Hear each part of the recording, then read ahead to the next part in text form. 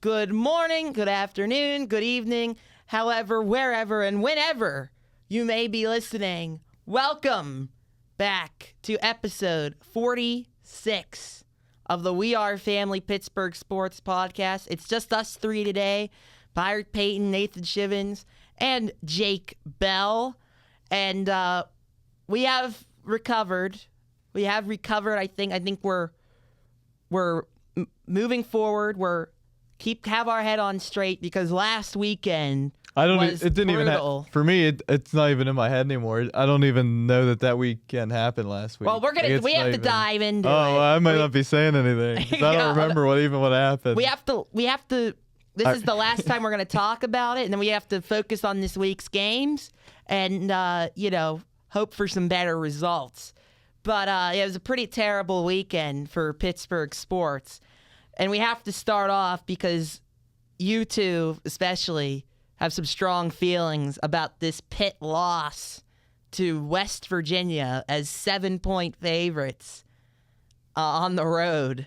Just one of the most poverty games I think I've ever seen, like from a football standpoint. Both teams just looked very bad. But West Virginia, Nico Markiel kind of does a reverse to what Pitt did last year, coming back down 10 points. The Pitt defense nowhere in sight to stop them, and they pull out the win in overtime. Pitt couldn't get anything on offense in overtime, so a lot of issues, a lot to break down. Who wants to? Jake Bell? I think Jake Bell. He normally you start.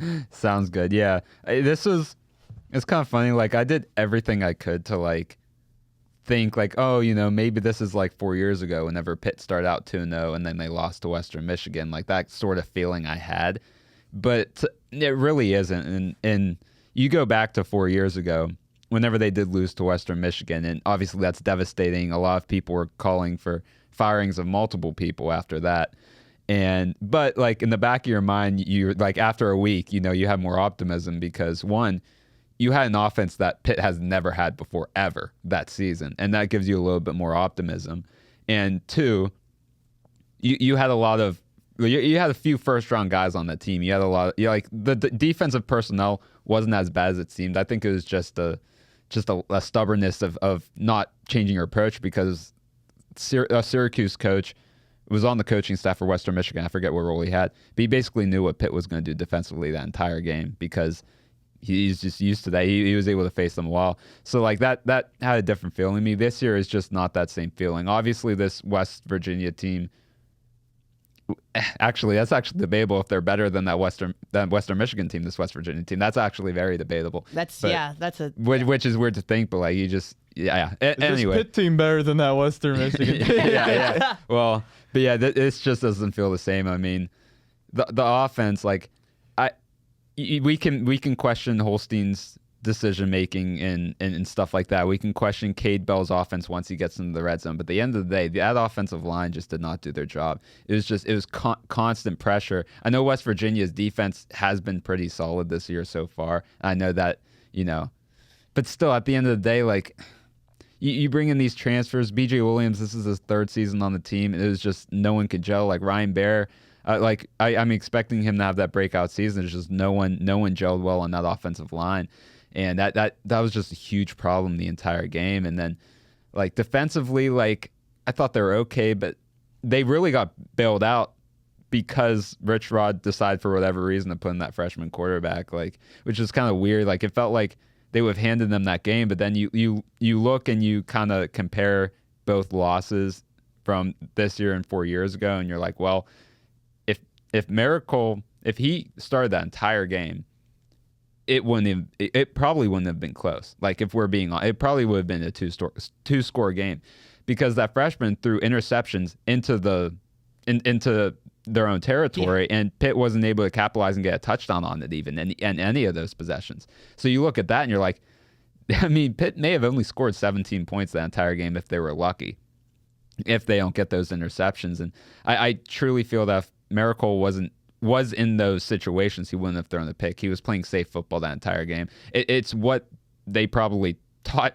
That's probably what Rich Rod made an emphasis on because you knew Pitt was going to penalize a lot. This big game, it's just undisciplined that we've seen multiple years, and that's just unfortunately the case. And it's just this isn't the same team as 4 years ago. Like, I keep trying to be optimistic, but like, it wasn't like Pitt was coming off an impressive win against Tennessee the week before, and you're like, well, at least they were able to beat a pretty solid team, an SEC team beforehand. They didn't play anyone, and at times, like in Duquesne and Central Michigan, you saw some of the struggles that we had questions about, and it fully showed on display against West Virginia.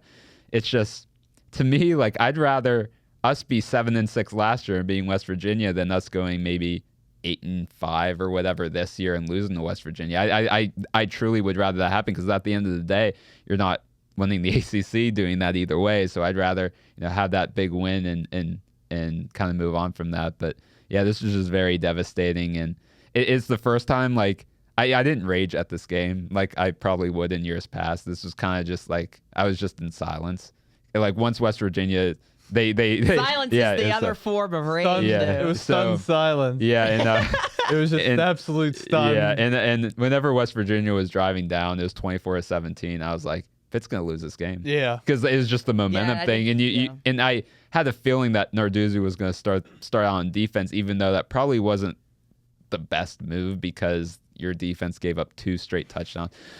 But that I mean, I'm not a football coach. I'm not going to go too harsh. But yeah, it was wouldn't just have mattered, in my opinion. Honestly, you're probably right. I mean, it was just a very, very, very disappointing loss. You thought maybe the personnel on this Pitt team was different, but ultimately it just resulted in the same. So yeah, I mean, if you I was saying this to you guys before, if you brought a team down to Morgantown, a team of like people like us almost. Or anybody, just no preparation. If you brought that team, if you bring that Pitt team down to Morgantown with absolutely no preparation during game week, and you put them on the field, that's what they would look like. I mean, I've never seen a Narduzzi team that disoriented. I mean, usually it's like on one side of the ball where they're just like terrible, and then the other side's like competent enough where it's like a close game, and then you lose in like the worst way possible. This one, it was just in all facets. And if Mark Yill's in the game, West Virginia runs up the score, like you were saying. I don't know if they win by 2 touchdowns because it was those 2 possessions. So maybe they do get a touchdown on both those possessions instead of getting those 2 interceptions. But they would have won. They were I don't know if you could say either team was the better team, and then neither team was good. But West Virginia was the more physical team. They had more will to win. They were more prepared, in my opinion, for the task of winning this game. What West Virginia needed to win this game, like everything that needed to happen from their opponent's standpoint happened. Pitt just crapped the bed in all forms. It set that opening drive when it was just nothing, complete nothing burger. That kind of set the tone. And you could see the O-line just consistently not protecting Holstein. And Holstein's already a guy who makes mistakes that shouldn't be made. And then now he has even less time to kind of read the field and everything. And so we saw a lot of mistakes. He could have had more, honestly, interceptions than he did. And Des Reed going out really hurt this team. Running the ball, they kind of just went away from it. But even so, this team was up 24-14 with 9 minutes left. And you're thinking, they get the ball, they had the ball again, and you're thinking, if they just get a field goal, or if they get something out of this, I don't think West Virginia's getting 2 touchdowns to win. And they didn't get anything. They punt. West Virginia gets the field goal. Pitt gets the ball again. Okay, it's still a touchdown game. Just get a field goal. Then it's 10 with 3.5, 4 minutes left, and you're looking pretty good. And they couldn't do anything there again. With the game on the line, Eli Holstein and that offense not showing up. And it was just like little things, like the missed field goal early. Obviously, you would have liked to seen it, but they should have got more on that drive. Lyndon Cooper being a complete numbskull on that play. I don't know why you do that. That is one of the dumber things I've seen, just jumping onto the pile. It wasn't like there was a West Virginia player messing with knocking the Pitt guy over or something. He just fell onto the pile. And that brings the ball from the 8-yard line with Malachi Thomas's reception all the way back, and they have to kick the field goal. It's just those things. Bryce Yates being all this like snaking his way down the field when nobody's on him, like just for no reason. I know he's a freshman, but if he would have got, now it shouldn't have mattered. They should have got the touchdown anyway on that drive, but he could have ran it in very easily. He had a blocker. It was him, and it was I can't remember if it was Kenny Johnson. I think it was blocking, and there was the one West Virginia corner safety. And if he just followed this blocker, he would have had an easy touchdown. He didn't get that. Pitt settles for 3. It's just like those things. And then just getting field goals, being very conservative at a time when you get these big interceptions in the opponent, West Virginia's territory, near the 30, 25-yard line, not being aggressive, kind of opting for field goals, and then the timely penalties that happened throughout the game. There was, 13 penalties, I think, against Pitt, 12 or 13, for like 125 yards. So it was just in all facets. And you can't blame the kicker. He's a true freshman. He did well after that. So people were saying, oh, if he would have made that kick. It shouldn't have come down. That has nothing to do with anything. Yeah. Like, I don't blame him at all. So, and West Virginia missed the kick early, too. They had that drive, and they run way down the field. That was the worst kick I've ever seen. And it was also, just a terrible kick. Like, Bukowski did well. Like, there was a kick. It was 40-plus yards in a packed stadium. That was crazy. Like, yeah. I mean, that's what are you going to do? You missed one field goal. Like, it shouldn't have come down to that, you know? But that's the thing. In these kind of games where you're having so many mistakes already, you need touchdowns, not field goals. And they get 6 points instead of even 10 if you get a touchdown and a field goal on those 2 picks instead of the penalties and conservative play calling leads you to 6. You probably win the game. And so all that kind of came together for West Virginia and for Rich Rod specifically because he was almost trying to. I think he kind of felt the pressure wanting to beat Pitt and making like an impulsive decision.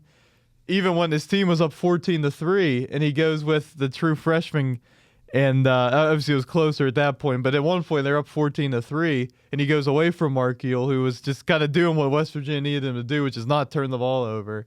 So it was just a perfect storm for West Virginia, and again, they were far from perfect, but you could tell in that fourth quarter, one team wanted it. So, I mean, the first 3 quarters looked like West Virginia wanted it more, but in that fourth quarter, they completely wore down Pitt, especially that D-line. And they were moving up-tempo throughout the game. They're going into week 3, they were the fastest team in college football between plays.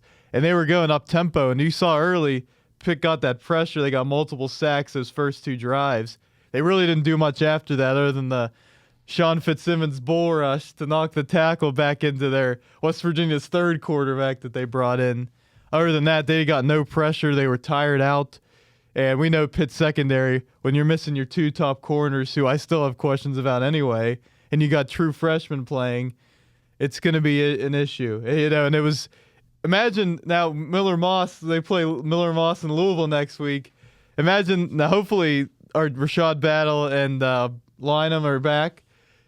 But if they're not, like imagine a team that could actually throw the ball down the field against them. They were getting cooked with in the short game against Markeel. So it doesn't look good now. I mean, it'll be a perfect Pitt kind of thing to win against Louisville next week, and just with everything against them, and then have several other losses throughout the season where you're scratching your head as to how that happened. But it could go downhill quick because a lot of the games that I thought maybe could go either way on their schedule.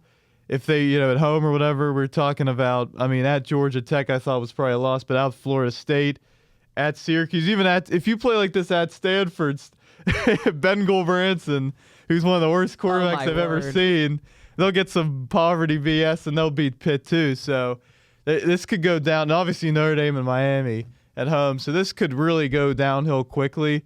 There's really no gimmies on the schedule for Pitt, especially if they play like they did against West Virginia. So in a rivalry game, to play like that, and Holstein were like, oh, well, at least Holstein, he got a cut on his nose and he still played.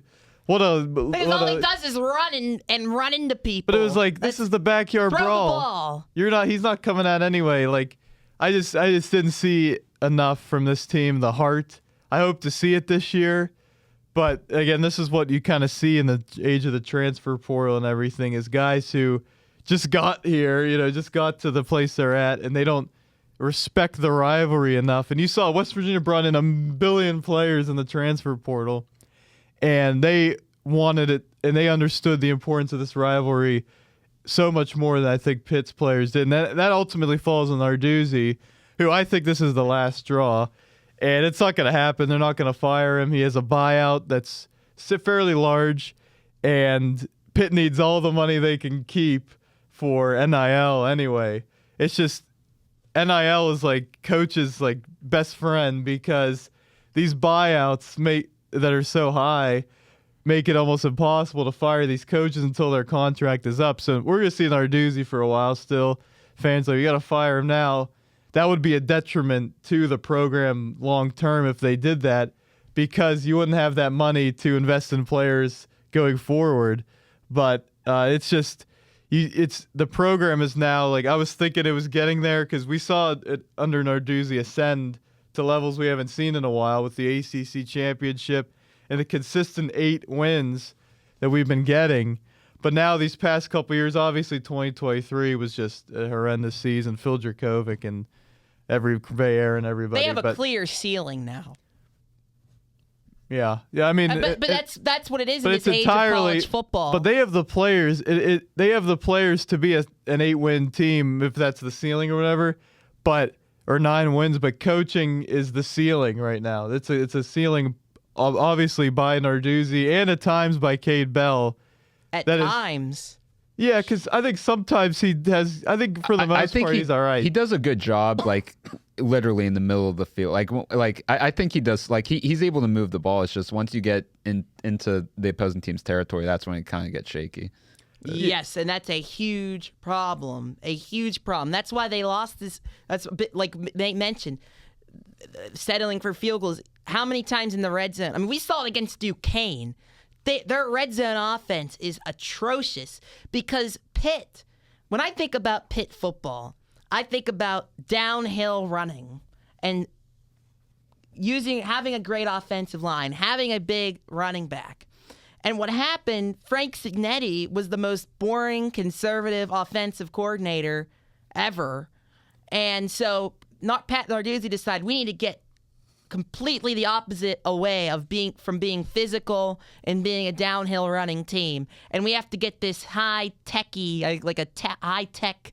That's what I like to think of it, like a high-tech offense we're in shotgun 100% of the time. We barely run the ball, and we have a quarterback who's very shaky, throw the ball 40 times a game, and that's what we get with Cade Bell. And I think Cade Bell, schematically, I mean, obviously it's.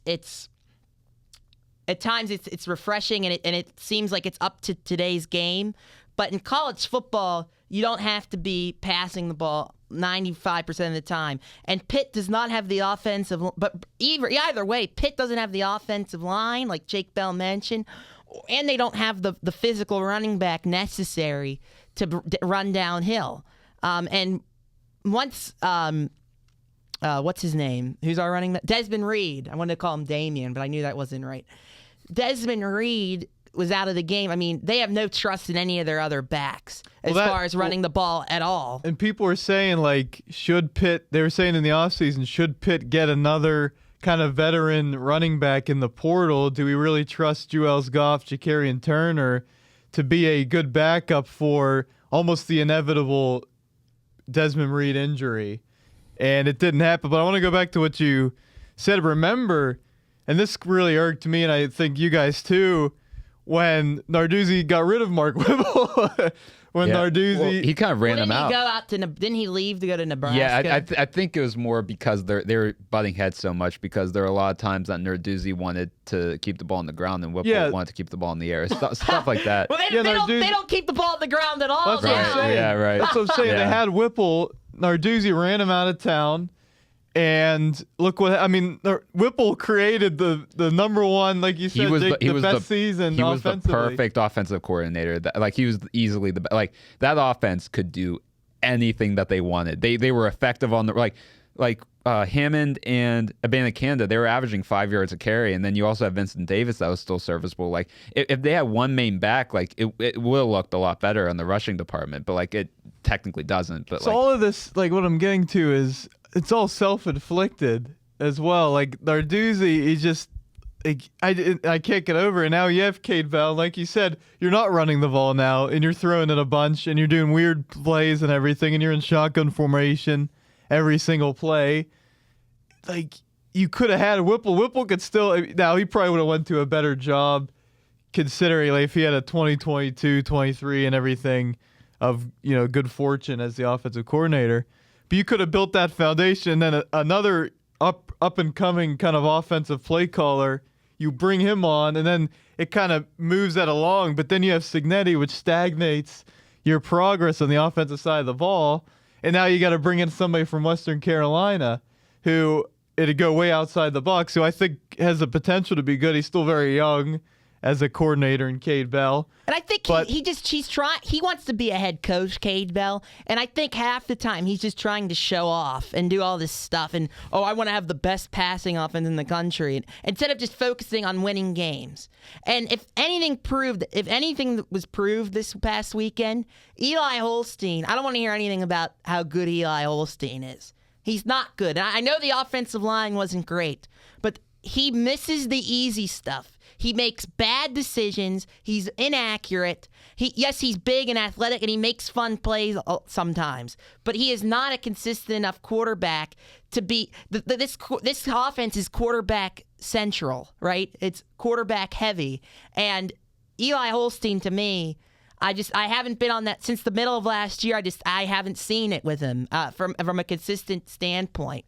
And I think Pitt has to look about going in another direction at quarterback next year. That's just my opinion. I'm just not high on the guy. I mean, to me, the game, a lot of it falls on him there. He's got to be better. He's got to be better.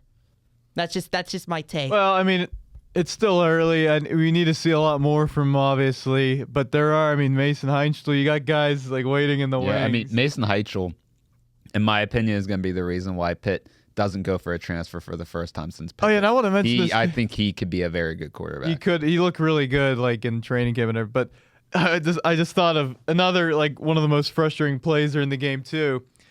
Eli Holstein, I think it was first and goal. Eli Holstein gets his helmet knocked off, right? Cole Gonzalez comes in the game. I can't remember what they were, but I think they were within the 5-yard line. And they opt to throw with Cole Gonzalez at whatever that was. 900 yards over his head. Hand the ball off. It even made the commentators surprised. They're like, I'm shocked they're throwing it here. The red zone off. Cade Bell has no sense about getting in the red zone. It's like a common sense thing. You're bringing in a backup quarterback who's gotten no work since Duquesne just a little bit, and you're going to throw the ball. And I know it should have been a very easy completion, but that play still wasn't going to go anywhere in that short yardage situation with less room to operate near the goal line. Just hand it off and see what you get. It's just that kind of stuff is the little thing. There was multiple times where Pitt had a big play, and I was like, you got to score, because if we get inside the 10, it's not going to go well. Well, Poppy Williams that's exactly did the one what time. happened. Yeah, but I remember thinking when it was 24-14, I was like, it's been a really rough game, but you rather learn from your mistakes after a win than after a loss. Quoting me after. And I mean, just on cue, they go uber conservative, and the defense with Markiel. I mean, this defense it's bread and butter with Narduzzi, is rushing the passer and leaving your guys one-on-one in the secondary. And what they did was they dropped more guys back and play, which you never see from them. And they rushed like 3 or 4 consistently, and they didn't get any pass rush. They played not to lose. And they played. That's what we saw against Toledo. Do we remember Toledo? Yes, we do remember. But I hate when teams do that.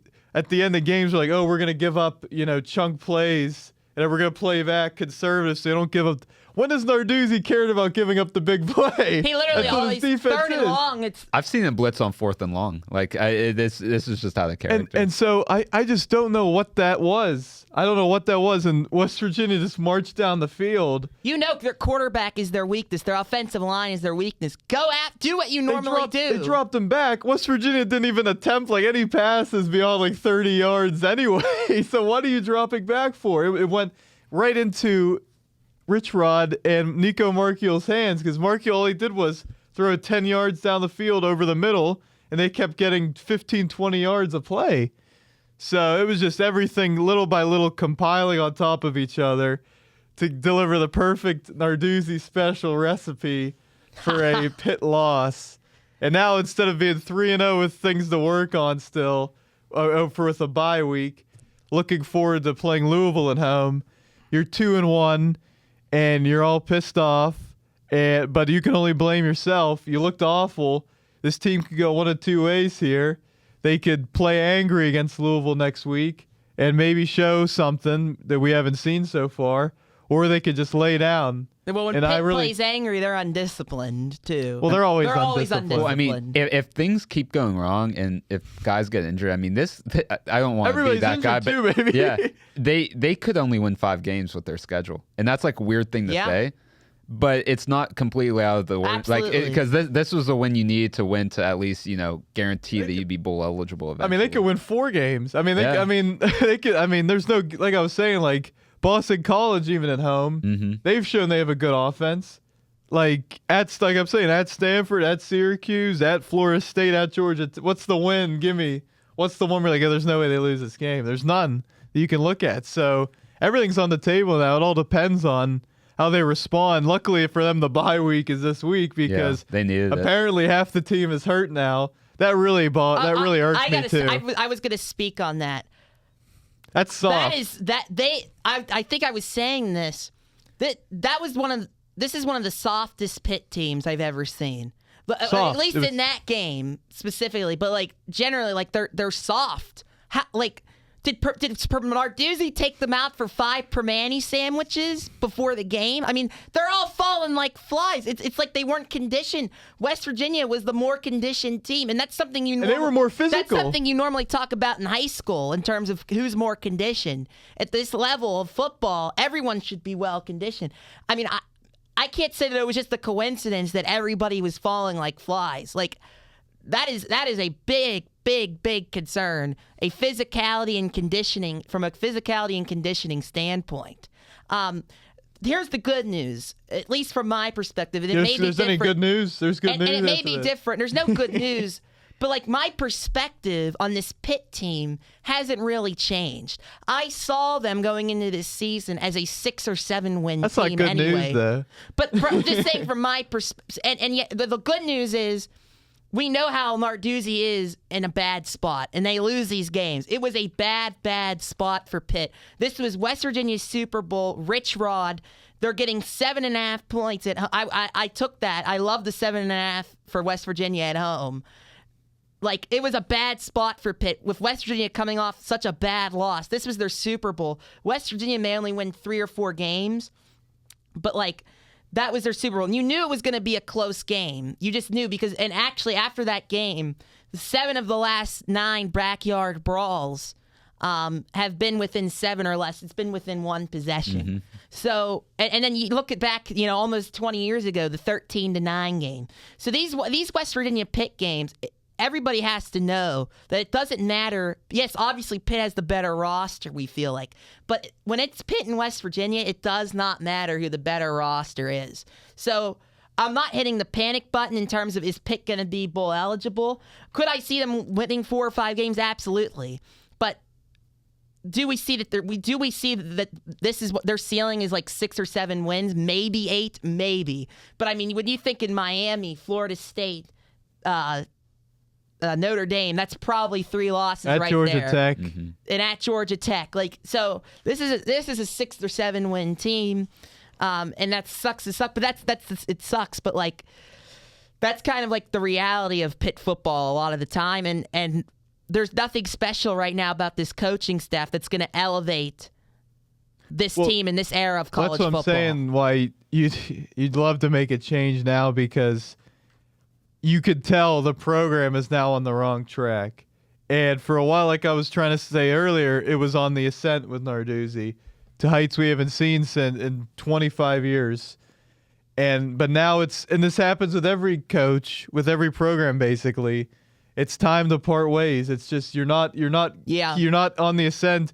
Like we've seen, it was a quick descent here, and now it's just not. Last year was just unacceptable, 7-0 to 7-6, and this is.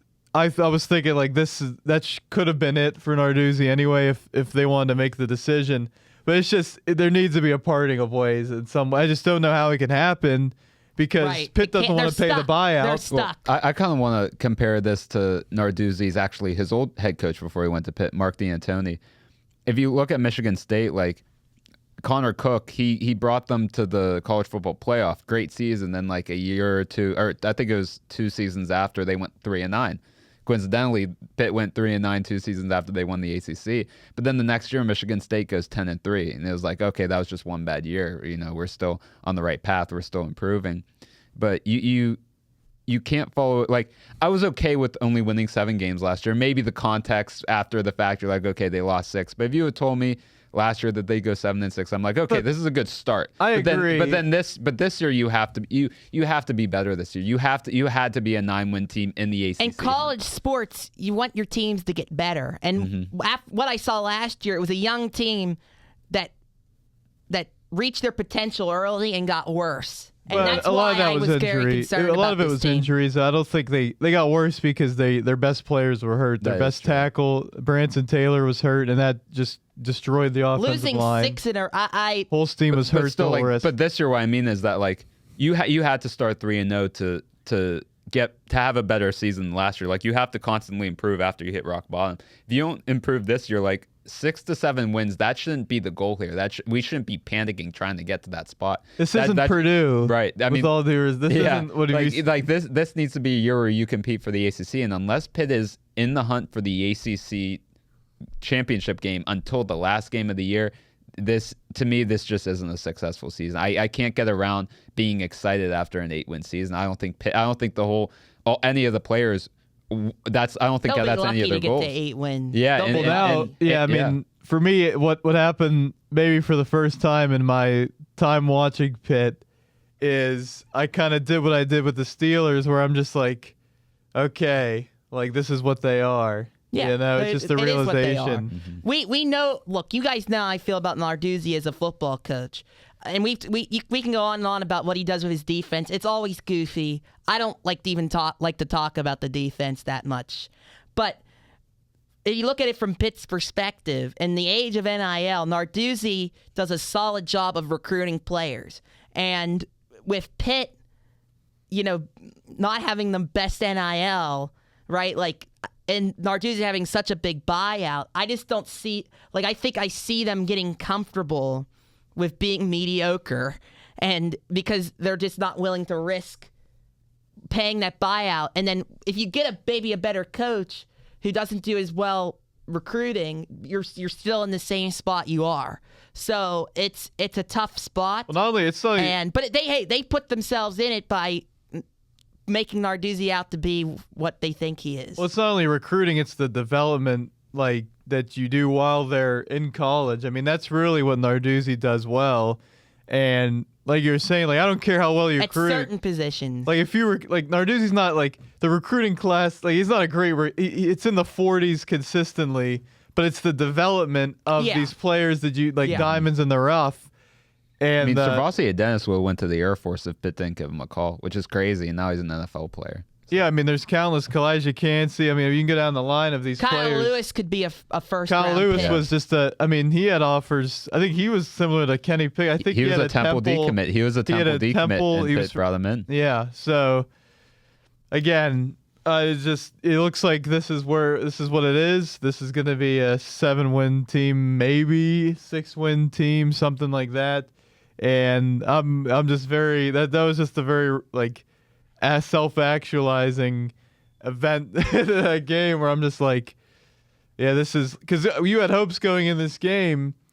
Yeah, could they compete for the ACC in a very bad conference? I mean, there's just so many teams you can write off the bat. I mean, and Clemson's a shell of themselves from six years ago. Florida State, who knows still, but Miami looks really good. But SMU's like taking it down. Miller Moss, for all his good arm ability and highly touted,ness, throws interceptions like left and right. Like there's a lot of teams that's like you're like on, and even Georgia Tech, like nobody's like scared of them. Like if you could stop the run, like Pitt on paper might be a good matchup in that regard, but like this could have been the year where you just things go your way, but things never go Pitt's way. Most of that is self-inflicted anyway, and you're just of the mindset now where they're just going to be where Duke is this year, where NC State is, and that kind of middle of the pack. In a very poor middle of the pack and even in down bottom part of the Atlantic Coast Conference this season. So I'll end with this is from West Virginia's standpoint with this game. Rich Rod, he's a hero right now. It's great for them. Yeah. He's a hero right now. But you know what? He easily could have been a big time villain, like the guy that's like just cursed against Pitt because he almost lost them that game. He 100% did. I mean, I don't know what you're thinking putting in a true freshman in a situation like that. I don't care. But other than that, it was like, but he just made that. But other than that, and also he had them more prepared. I'm not saying. I mean, he had a good game plan, limit the mistakes. Although, but then when he put in the quarterback, right? Because these, like I said, these.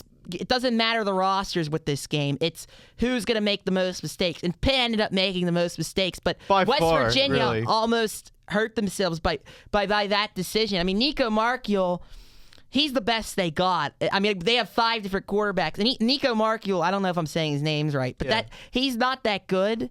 But, like, he is the best they got. He was completing the passes. He wasn't turning the ball over. And then you take him out. And he's lucky that Markiel bailed him out like he did. I 100% because agree. He could have easily. I mean, it would have been all on Rich Rod. He could have easily lost all of his confidence. They not only went to the what was his name, Parker Fogg. I can't remember what the guy's name was. The backup. Yeah. They not only went to him. They went to their third string guy before they went back to Mark. Like he could have had his confidence ruined and everything. But he's a veteran player and everything. A lot of that was Pitt just giving him the middle of the field, 10, 15 yards down the field. But no, you got to credit him and credit West Virginia. They wanted it more, like I said, and they ended up getting it. And who knows? I mean, they got some tough games in the Big 12. They play Kansas this week. They're heavy underdogs. I don't see them winning many more games, but their fans are saying, just beat Pitt this year. We know we're going to be bad, but if we beat Pitt, that's why, like, if Pitt just won the game, what's Pitt, like, from a Pitt fan's mindset, you're like, like they lost to us and they're gonna go 2-10. You know what I mean?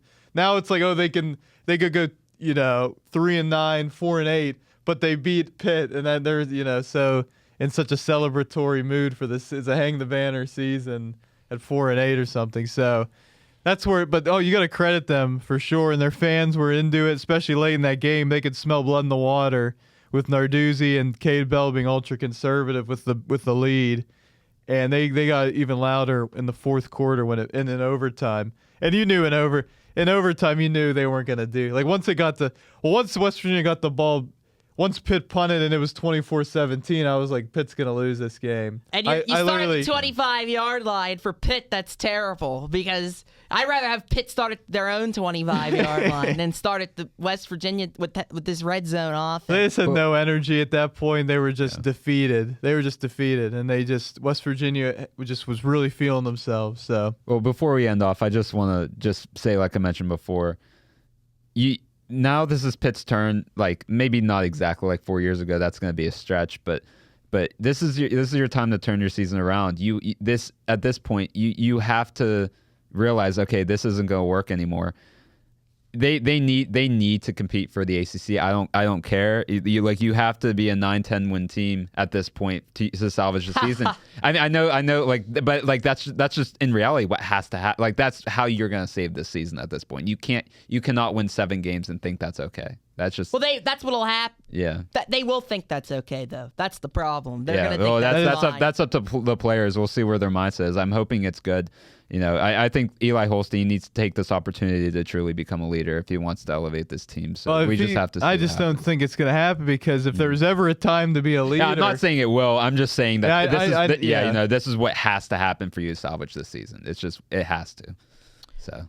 Well, all right. We're moving forward. Pitt going to do some major soul searching at the bye, hopefully, and maybe Pitt off the bye. It might be a good spot against Louisville. So, yeah, you can only take it one game at a time. But the outlook of this team and this program overall, like we've said, is just it's not the best. So we're going to move on though to some real football teams. The Pittsburgh Steelers. Are they a real team? I was going to say after a loss. Are they a real team? I don't know. But,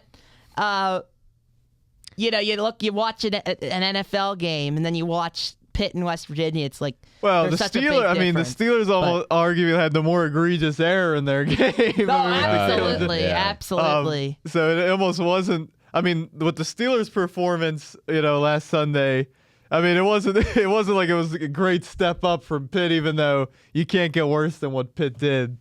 But yeah, I don't think they're they weren't a real football team last week. I was just like joking around. Yeah. But I'm saying like Seattle did. Yeah. Seattle looked like a real football team. They ran the ball well. Maybe the Steelers should have gotten Darnold. That's too early. We'll see. No, that's the only guy I would have really wanted in free agency other than Aaron. I should have or Justin Fields, but not at the price the Jets gave him. So I'm glad we didn't. No, I would have loved to have Darnold. I think Darnold though is going to get bored in this offense, because in Minnesota he was slinging the ball around, and I don't think Seattle, despite giving him all this money, completely trusts him, and they don't have him slinging the ball around like he did in Minnesota. Well, I mean, he has good I mean, it's not like he doesn't have any I mean, Jackson Smith and Jigba and Cooper Kupp are two really good options. Yeah. And they passed it a decent amount. I was more thinking about like the first game against the Niners, but yeah, I mean he did what he had to do. He had some unlucky interceptions. I thought like he threw it a little bit behind Jackson Smith and Jigba, and Ramsey just made a great play, and then that the second one, he's just trying to make a play. That screen pass, and it was a great play by Cam and Nick Herbig. But yeah, that was the Steelers. I mean, it was pretty much all the same problems, and I think it's going to be a lot of the same problems we see on all season. And they'll beat some teams that are at their level or worse. But you look at the good teams on their schedule. Like I fear playing Green Bay at home on Sunday. I don't know. I don't want to know what Micah Parsons is going to do. I fear for Aaron. You should fear for all those big games. You should fear for every one of them, because I mean, this is like I was saying, like with the Steelers, for me, it's like this is what they are. This is what they are, and the Steelers, they could win somehow 9-10 games this year, but it'll be a very hollow 9-10 wins where you got. I mean, this 4-game stretch here, it's at New England. It's against the Vikings, without their starting quarterback. It's the Browns, and it's the Bengals with Jake Browning. Like, they get these things that go in their favor, and so they'll get some wins, and they'll be like, Burrow getting hurt is a big deal for the Steelers. Not my playoff prediction for the Bengals is screwed up. Well, we'll see. I mean, who knows? They might beat the Steelers anyway. But if they hang around and they get Burrow, if they hang around enough for Burrow to come back in late December, you never know. That is true, yeah. And Jake Browning, he's not a bad backup. No, not he's at not all. bad. No. But we could see here, this happens every year. Oh my gosh, the Steelers have won 4 in a row, and it's against like the worst teams imaginable. And you're like, could they finally win they might finally win a playoff game this year. And it's like, well, they haven't played Baltimore yet. They didn't play like last year, Philly, Kansas City, and then we just saw, like it was way down. They just got completely destroyed on both sides of the ball. And with that game on Sunday, you can't expect much more. I mean, it's one game still. We got to see what they do against New England, but that O-line is concerning. The D-line not getting pressure. The secondary beat 2 weeks in a row on the same kind of plays, just the same exact ones literally Seattle ran. And Terrell Austin was like, he was an expletive-laden press conference. He was so angry, but nothing's going to happen. We know that. They're so mad. and that's just what's gonna happen. So they might win. Oh, what a big win! They'll get a miracle field goal against New England. What a big win for the team. And we all like New England, but this is a team. If they're gonna compete for the playoffs, they're going to be a team that's going to get better as the year goes along, because right now they're not a very good football team. But could they beat the Steelers? Could their defensive line get some pressure? And could Drake May and those running backs have a field day against the Steelers front seven? Absolutely. Drake May coming off the best game of his career, well, obviously against the Miami defense, but he's got to be feeling pretty good about himself. I was waiting for someone else. I already said stuff. I don't really. No, you're good. I agree. It's just last week it was kind of like we were seeing like similar stuff from the second half of last year. Like the first week, you're like, wow, this offense could I know there were like two mistakes that who knows, maybe the offense does put up 30 points if they don't happen, like the interception in the red zone, which Rodgers rarely does, but it's debatable if it was his fault or not. I know Calvin Austin made a wrong decision. It wasn't that one, right? Wasn't yeah, his fault. you're right. So but he threw a pick that should have been a pick in the first half. No, that is true. Yeah, so it kind of evened out. It was like it was the worst throw I ever. That was terrible. And I'm not gonna go in depth in the Caleb Johnson thing. We all know what happened, but like that also could have led to a touchdown. Who knows, or even a field goal. So like it was just little things. To me, like it's just. You need to have Rodgers have time to throw the ball, and that's where you make the risk of grabbing a 40-year-old quarterback when you really didn't try to establish the offensive line issue until 3 seasons after everyone retired. So that's where that kind of comes into play, and then they're kind of stuck. Okay, we kind of negated the offensive line position for 2 straight drafts. Let's go trade up for Broderick Jones, and that's a risk in itself, and obviously hasn't panned out yet. So it's just Fautanu too. He had a bad game. Exactly, last week. And then you get into a point where you have to draft Fautanu instead of drafting Brian Thomas, who went a pick after. That could have really helped your receiving core and made it a lot easier to move on from Pickens. I think Fautanu is going to turn out. I know he had a rough week last week. I think there's going to be growing pains with him. Yeah. But the overall issue, he's basically a rookie. This is basically his rookie season. The overall issue is I don't think there's going to be a week where all 5 of these guys are on their game. And there's just there's issues with everybody, And you just, except Frazier. Like it's better to have a young offensive line that you like say they go offensive line heavy in 2021 in that draft. And sure, Big Ben's last year probably going to be a wash anyway. But then the next year, say you still draft Pickett, like you can grab a veteran quarterback not named Trubisky that can, 1, be a mentor, and 2, you can get those growing pains out on the offensive line then, because that could be like a retooling year. That just never happened. You're kind of stuck with a young offensive line that's still trying to find their own, with a 40-year-old quarterback who's trying to do whatever he can to win. Have a winning season, a good season in his last year of his career. Like it's just not a good match. You can't have a development issue with the offensive line while you have a veteran quarterback. You need all those pieces together to work well, and it just hasn't been the case. And that's kind of where it's going to show this season. I think that's where it showed against the Seahawks. So I want to talk. You mentioned Big Ben's last year. This kind of is reminding me of Big Ben's last year. We could go into the defense, but from an offensive standpoint, this passing offense has to be designed where he gets the ball out of his hands like that. And with Big Ben at that time and that team, that was bad because they couldn't get any explosive plays. They didn't have the receiver talent to get any explosive plays. I think you can have a good offense and still have Aaron get the ball out of his hands quick, because the offensive line was bad. But especially in the second half, they were bad. But in the first half, I thought Aaron just didn't look very good. I can't judge him in the second half because there he had no time. But in the first half, there were guys open. He just missed. He didn't have the right timing with some of the receivers. And there were a couple sacks, at least one that I can think of, where he just ran into the sack. Like you have to get rid of the ball. And if he's going to survive this season, he has to get rid of the ball. He has to be getting rid of the ball. And I want to see more screens, and I want to see DK Metcalf. I don't care that he's double teamed.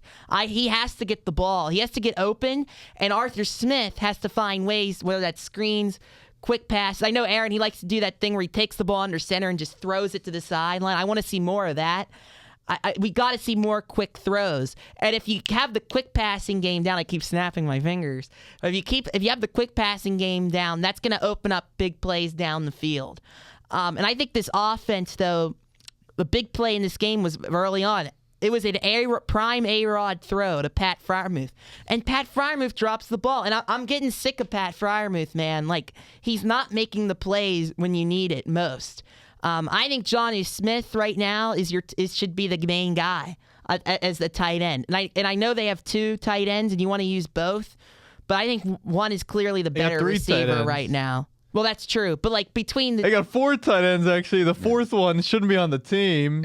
I remember whenever the Steelers drafted Freiermuth, and in my mind, like, I was like, okay, this is a good player, but, like, in the second round, like, what are we doing? And a few of my Penn State friends I was talking about, they're like, yeah, well, he's very good in the red zone. He doesn't drop red zone passes. Like, I understand that, but you could also draft that in the 5th or 6th round. Like, you don't need to use the second round pick on a tight end you're probably not going to use very much anyway. Like, it's not like he's going to be the focal point of your offense. And then you pass up on the center you could have had for a decade that replaces Marquise Pouncey. But you do that around later who comes in, he's like, oh, I'm going to take Marquise Pouncey's number, and he just is an absolute flop. Like, that's just something you can't have. Do you guys remember, like, very often, you mentioned Pat Freiermuth in the red zone, them actually getting him the ball in the red zone? Every Pat Freiermuth play in my head, it's him getting the ball at, like, midfield, like catching it in the middle of the field. He doesn't get many touchdowns at all. They don't get him the ball in the red zone, like, at all. And I don't really agree with you about the Pat Fry. I think he's solid. But like in the second round, like, do you like? I think he's been all right. I mean, he's good. Like, he's good, but like the production he's getting and what you're utilizing for, is he really worth in the second round over a center you could have? A lot of it's the product of who's throwing the ball to him, I think, as well. They didn't attack the middle of the field at all the past 2 seasons anyway, which is detrimental for him as somebody who kind of always his routes go in the middle and he sits there. And he's always open, and they just don't get it to him. So I like Pat Freiermuth. I like the weapons the Steelers have. Not for $12 million a year. I don't like him. You're paying 2 guys. Next year, you're going to be paying Jonnu Smith $12 million. You're going to be paying both of them $12 million a year. Again, he's a good player, but like when you have the opportunity, like I mentioned before, to grab an offensive lineman you could have for a decade that's going to play at a high level. I mean, that's where you're getting the miss. Like if you draft Freiermuth and there's really nothing after him, that's like, okay, whatever. Like. No, we didn't do anything wrong there, but at that point you pass up on a significant need to grab a playmaker that probably not going to get too much thrown at him just because of the play design offensively or whatever's going on.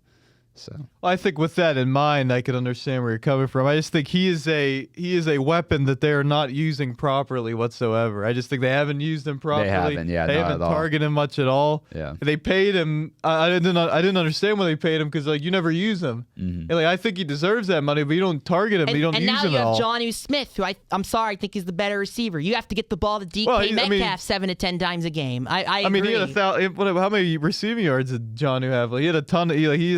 He's just had more production, and I like both of them though, and I like Darnell.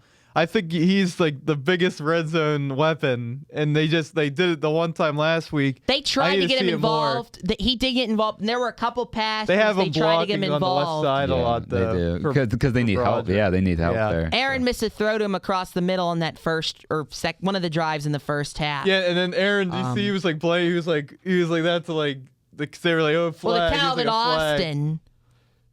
What? He was mad at Calvin Austin. Yeah, well, I mean, rightfully so. Well, I mean, he was like calling for the flag on the Darnell throw over the middle, but there was like nothing there. And then he was like, Darnell, what are you doing? But it was clearly like he threw it too, like let him too much on that. I was at the game, so I really tried to focus, but it's much easier to evaluate things on TV, in my opinion. Unless you're like on the sideline, like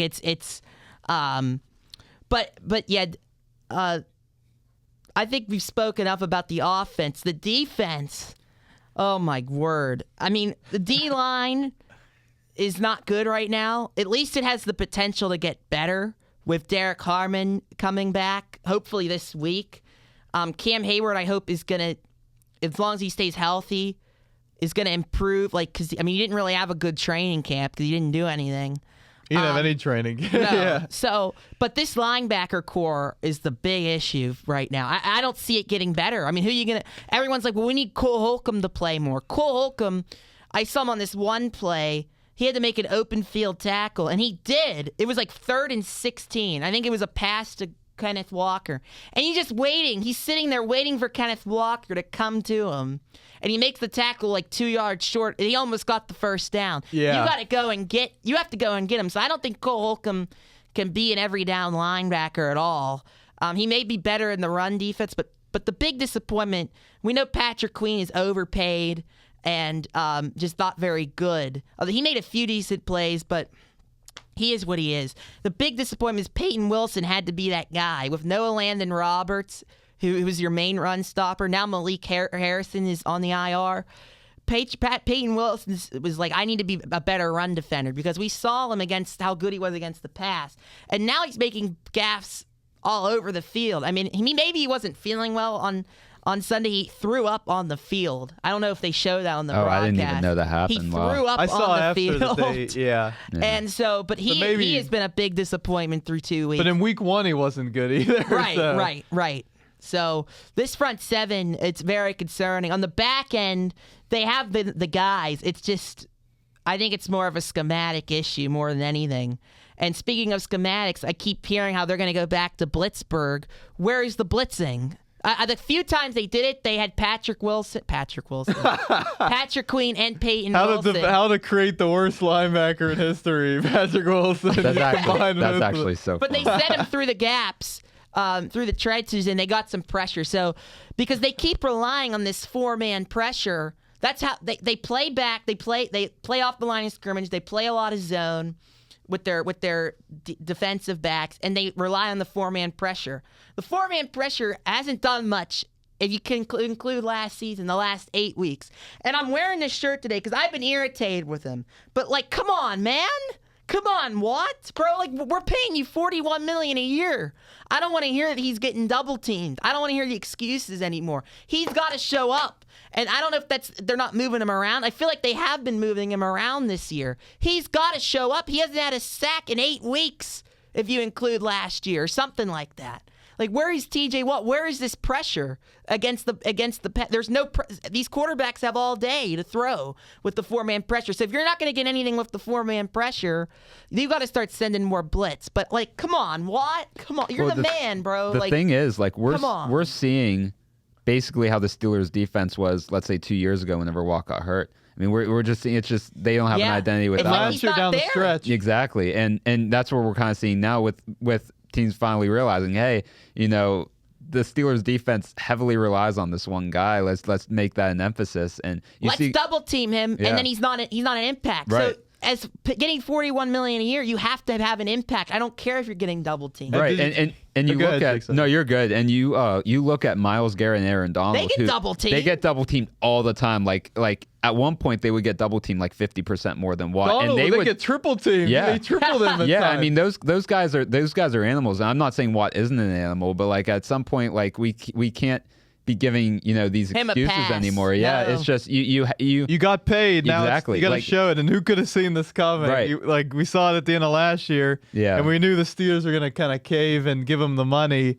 And now, like you guys I said. kind of had been giving him a pass, but now it's like becoming noticeable, especially and his contract makes it much more noticeable among the media. Oh, absolutely. And it just seems like for the rest of the defense, it's more that like they grab good players. I'm not like they have guys that are good players, but I just don't know if they really had a plan. It was just more like, okay, let's acquire these good players. Like, Aaron Rodgers last season, we need this good defense. I mean, Patrick Queen, like, he is probably the best second inside linebacker you can have, where you have this stud, where the Ravens had Roquan Smith beside him. Like that works out perfectly. But he's almost like Devin White with the Buccaneers, or at the time with the Buccaneers, where he had Levante David aside of him, and they were able to work very well together. And then whenever he was kind of more on his own, he's very athletic, but he just wasn't able to fill that role quite as well. That's kind of what we're seeing with Patrick Queen, and it's kind of like the Steelers are like, okay, we grabbed this former All-Pro inside linebacker, former All-Pro cornerback, former Pro Bowler cornerback, like it's going to be better, and it just hasn't. And then I just don't know if that's a schematic issue or if these guys are just getting older. I'm not sure, but it's just this can't be good enough if Watt's going to be out of the equation. Like, you just can't give up 30 points every single week. And granted, last week they wouldn't have given up 30 points if it wasn't for a mistake or two. But who knows? Like, I don't know. Like, but like, and anyway, it's just with Watt out of the equation, the defensive personnel just have to step up, and that's where they've been giving up points. So. 28 missed tackles for the Steelers through 2 games. The most in the NFL. The Rams have 0 missed tackles through 2 games. I think the Eagles had like 2. That's 14, unacceptable. You talk about that's like 14 a game. How many plays do these teams run? Like 65, 70 play. Like that's a good chunk of the plays. Like, and we saw it last week against Seattle. We saw it in both games where there was a chance to stop guys in the backfield, and then you miss the tackle, and they get 5, 6, 7, 8 yards, and it's a positive on first down instead of kind of gets in that second and long. We kind of saw it last week where they were stopping them at times behind the line of scrimmage or for no gain defensively, that front. And then you just see them just miss a tackle on Kenneth Walker or something, and he's able to wiggle his way down the field. And I think that's a big thing. It starts with the run game with this defense and getting pressure and getting sacks and blitzing. And it just, if you limit these missed tackles, I mean, that's just undisciplined defense. That's like what it is. And you wouldn't expect that from this veteran-laden kind of team. And they were like this. I can't remember who said this, but it was a Steelers official. They were like, Keanu Benton has underperformed so far. Everybody's Keanu Benton's out of position. And he's not the one getting paid the big bucks. He's not the one who sat out all offseason for a contract. I can't get mad at Keanu Benton because I thought he's not a nose tackle. Y.A. Black needs to be the nose tackle full time. I don't care that he was a 5th-round pick. They have nobody else who's big enough. Keanu Benton's not big enough to be a nose tackle. He should be in the rotation once Harmon comes back with Cam Hayward. I want to end our episode. You guys can add whatever you want, but there was one other thing about the offense. And I know we don't want to talk too much about Caleb Johnson, but I'm really concerned because first of all, he fumbled last week against the Jets on special teams. Normally when a guy fumbles, Tomlin would take them out.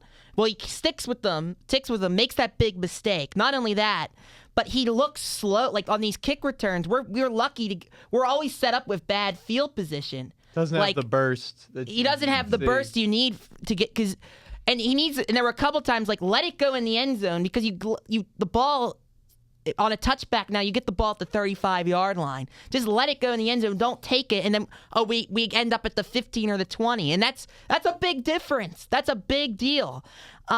He just doesn't have the burst, and we know what Kenneth Gainwell. He's a very average, below average runner as a running back. He's more of a special teams guy, more of a 3rd-string running back, and they keep putting him out there, and if Caleb Johnson isn't better than him, then I hate to say it we may have a bust on our hands, and I hate to say that. And I know Tomlin has a thing with rookies, but he's not better than Kenneth Gainwell, and that leads me to my other point. If you're not going to play Caleb Johnson, I don't want to see Jaylen Warren has to be. I know that he's smaller. And they think of him as more of he's more of like a great 2 than a 1, but he's all you got him right now out of the backfield. And with the performance he had last week, he's got to get the ball more. He's got to be getting 80% to 85% of the touches in the backfield, in my opinion, from now on.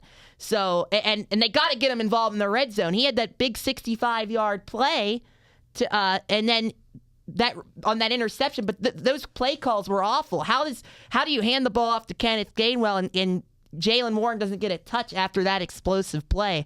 I don't understand it, and that's where my big concern lies. This running game isn't going to always be elite. Like, we should be a pass-first offense with Aaron and the passing game, but in these receivers. But it's the running game is concerning, and I feel like you have to give Jaylen the opportunity to be that guy. You gave him a nice contract now. Like let him take over this backfield.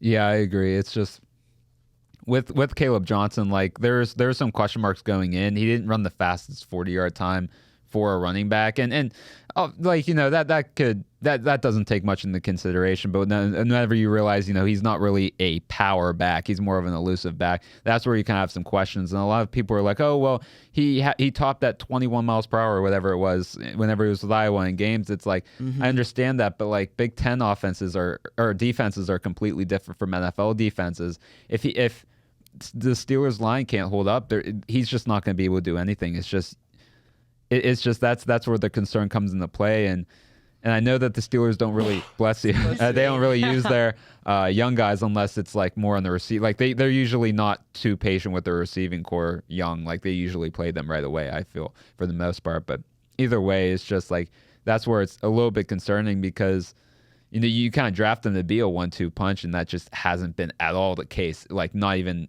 much of an attempt to do so. So that's where you kind of question either he's not good enough, like you mentioned, to outplay Kenneth Gainwell, or Tomlin just is just very hesitant about starting rookies. It's just you don't know what's going on there, and like a third round running back is usually supposed to have more of an impact than a third round quarterback right away, and that's just not what we're seeing. So I'm not giving up on him yet. I remember watching him in Iowa, and he was just the life vessel for that offense. And it just hasn't translated to the NFL, that the burst we were talking about. When he needed to, he got to top speed, and he was very elusive. We just haven't seen that. But he hasn't been getting carries. Like I don't know, like, is that a bigger issue? Like, is he just not better than Kenneth Gainwell in practice, and that's why he's not getting any opportunity? He's carried it 5 times so far. Like I just don't know what that is. Like why he's not getting more touches. He ain't gonna be getting touches after what he pulled this past week, because the Steelers got outplayed, but they could have pulled their usual win out if it weren't for that play. I mean, that took the air out of the balloon. But I mean, and with Tomlin, it's a trust thing, and he definitely lost any sort of trust he has in him. It should be a trust thing with Tomlin and the higher ups. There should be a trust thing to get rid of, because this is, again, we're seeing the same stuff again. There's no reason to get excited about. I'm just very pessimistic still again. But what about Jaylen Warren? Like what? Am I crazy for thinking he should be getting the ball more? No, he's the best run. I mean, he's the best back on the team. It's just like Tomlin, like he's gonna care a lot more about winning than development. That's just how it is. And if he the thing with Caleb Johnson is this is probably not the greatest situation for him if it's gonna take him a little bit to develop, because Steelers aren't going to be patient. I mean, I'm not going to Tomlin's a much better coach than I ever would be in the NFL. So I'm not going to question, what his decision making on that front. But like at the end of the day, like in that situation, you're going to be put in a spot where if we're not seeing results right away, there's not going to be much patience. And maybe you can say, Broderick Jones has had so many of these chances, but like at the end of the day, they haven't really been able to get much better than him, which is a little like not concerning, but that's just how it is. So I don't know. There's a ceiling on this team, like with Pitt football, and a lot of it is driven by the head coach as well. They're very Pitt and the Steelers. I've been saying it for years. In different ways, they're similar in that under Mike Tomlin, as it's gotten further into his tenure, you know what you're going to get, and you know what you're not going to get. You're not going to get winning in January, and you can't even think of February. That's not even a month for Mike Tomlin. He's in Cancun in February. Wow. They're all in Cancun in February. But there's a ceiling here. There's not a coach. We don't have a coach that elevates the team. Oh, what a great motivator. Yeah, that team was so motivated this week. I mean, it's run out. It's run its course. And now I've seen some major people this past week questioning him and his leadership. About time. I've been here. It's been 5 years I've been saying it. And now we're starting to finally figure it out that he doesn't do anything other than motivate in the halftime locker room and before the game. I've never seen him actually talk about schematics. I never talk about what did you see on this play? Well, we just didn't do the right thing. He wasn't like explaining, we were in a cover, or we were in a cover 2. They were able to do this to beat our coverage. We have to adjust, stuff like that. It's just you don't hear that. And it's always the defense that's letting him down. It's always the defense in the biggest moments that lets the team down. And again, from week to week, there's no improvement. The same stuff is happening, and people are still like, he should still be here because every team, any team, if he got fired, the second he got fired would pick him up. Okay, I mean, we can say it for you could say it for many coaches. It's run its course here in Pittsburgh. Congratulations, Chicago Bears. You want him, go take him. Yeah, we love Ben Johnson, or I don't even know if they That's do. true. We might as well make a trade. I heard something. I mean, Tomlin has no interest in leaving the Steelers. If he, whenever his coaching days come to an end in Pittsburgh, I don't know when that's going to be, but I think he'll make a great TV guy for sure. If he wants to do it. So. I'll pay your well, I don't have any money, but we will pay for your exit. And we'll pay for your TV appearances on The Herd every week with Coward or something. Well, I think that's a very strong way to end this episode. That was very strong in terms of and the points that were made. Anyway. Well, the points that were made were, I mean, indisputable. So I mean, it was a very strong. It was a very strong points. They were very strong points. Well, we will see you all next week. Remember to subscribe. Check out our social media in the description below.